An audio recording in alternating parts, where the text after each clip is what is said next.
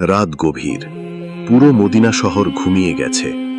শহরের অন্ধকার গলিতে এক লোক হেঁটে চলেছে নিঃশব্দে। তার হাতে একটি লাঠি, কাঁধে একটি বস্তা। কাঁধ ঝুঁকে আছে, যেন ক্লান্ত, আবার যেন দায়িত্বের ভারে নত। তিনি আর কেউ নন, তিনি হযরত ওমর রাদিয়াল্লাহু তাআলা আনহু, ইসলামের দ্বিতীয় খলিফা। হযরত ওমর রাদিয়াল্লাহু তাআলা আনহু একা একা প্রতিদিন রাতে ঘুরে বেড়াতেন মদিনার পথে, যাতে উম্মতের কেউ যেন কষ্টে না থাকে তা নিজ চোখে দেখতে পারেন। সেই রাতে এক জায়গায় হঠাৎ তিনি দেখতে পেলেন একটি ছোট ছাপলা ঘরের পাশে আগুন জ্বলছে। একটু কাছে গিয়ে শুনতে পেলেন বাচ্চাদের কান্নার শব্দ।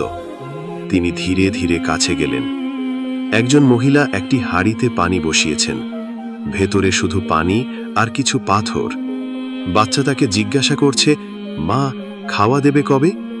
মা বলছেন, আল্লাহ ব্যবস্থা করবেন, হাঁড়ি বসিয়েছি, কিছুক্ষণের মধ্যে খাবো। হ্যাঁ, মা শুধু বাচ্চাদের শান্ত রাখার জন্য হাঁড়িতে পাথর বসিয়ে পানি ফোটাচ্ছেন, যেন তারা ভাবুক খাবার রান্না হচ্ছে।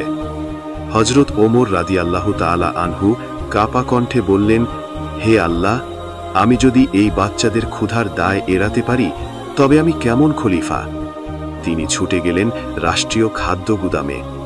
নিজের কাঁধে করে আটা, তেল, খেজুর, ঘি সমস্ত জিনিস বহন করলেন। সাথে থাকা দাস বলল, আমার কাঁধে দিন, আমি নিয়ে চলি। হযরত ওমর রাদিয়াল্লাহু তাআলা আনহু বললেন, কিয়ামতের দিনে আমার বোঝাকে তুমি বহন করবে? আজ এই বোঝা আমি নিজেই নিয়ে যাব।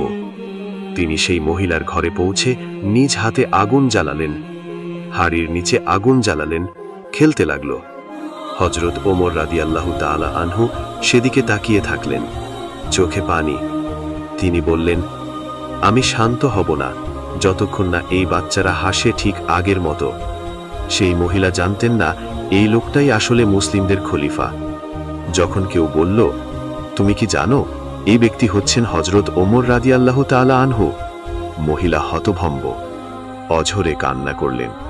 রাত গেল, সকাল হলো, আলো ছড়ালো আকাশে, কিন্তু হযরত ওমর রাদিয়াল্লাহু তাআলা আনহুর মনে রইল কান্নার ছাপ চেহারায়। শোভা বসেছে সুরার মজলিসে, চোখে ক্লান্তি, মুখে প্রশান্তি। এক সাহাবী জিজ্ঞাসা করলেন, হে আমিরুল মুমিনিন, আজ আপনি এত ক্লান্ত কেন? তিনি মাথা নত করে বললেন, গত রাতে এক মা, কিছু শিশু আর এক হাঁড়ির কান্না দেখেছি, যেখানে আগুনে ফুটেছে শুধু পানি আর পাথর, খাবার নয়। আমি তাদের ক্ষুধার দায় নিয়ে কিভাবে ঘুমাতে পারি? সবাই চুপ, নিঃশব্দে ভিজে যায় চোখ। তিনি বললেন, যদি একটি কুকুরও আমার শাসনের নিচে ক্ষুধায় মরে, তবে ওমর জবাবদিহি এড়াতে পারবে না কিয়ামতের ময়দানে।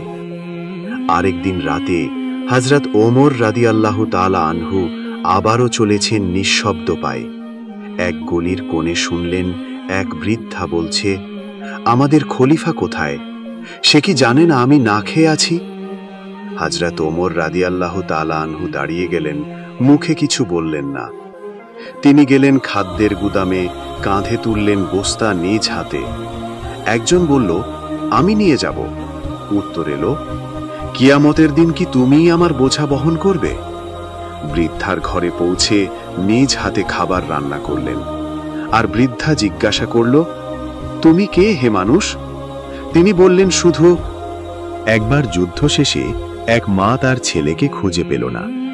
সে কাঁদছিল পাথরের মতো শক্ত বুকের উপর মাথা রেখে। হযরত ওমর রাদিয়াল্লাহু তাআলা আনহু তাকিয়েছিলেন দূর থেকে, তার চোখেও নেমে এলো অশ্রু। তিনি বললেন, যে সন্তানকে মা হারিয়েছে তার জায়গায় যদি আমার ছেলে মারা যেত তবে এই বেদনা আমি বুঝতাম গভীরভাবে। তিনি আদেশ দিলেন যুদ্ধাহত পরিবারগুলোকে খুঁজে বের করতে, যাতে কেউ না থাকে অভাবে, কষ্টে, একাকিত্বে। শেষ রাতে ওমর রাদিয়াল্লাহু তাআলা আনহু আবার হাঁটছেন একা। চাঁদের আলো পড়ছে তার মুখে, চোখে বারবার ভিজে যাচ্ছে দাড়ি।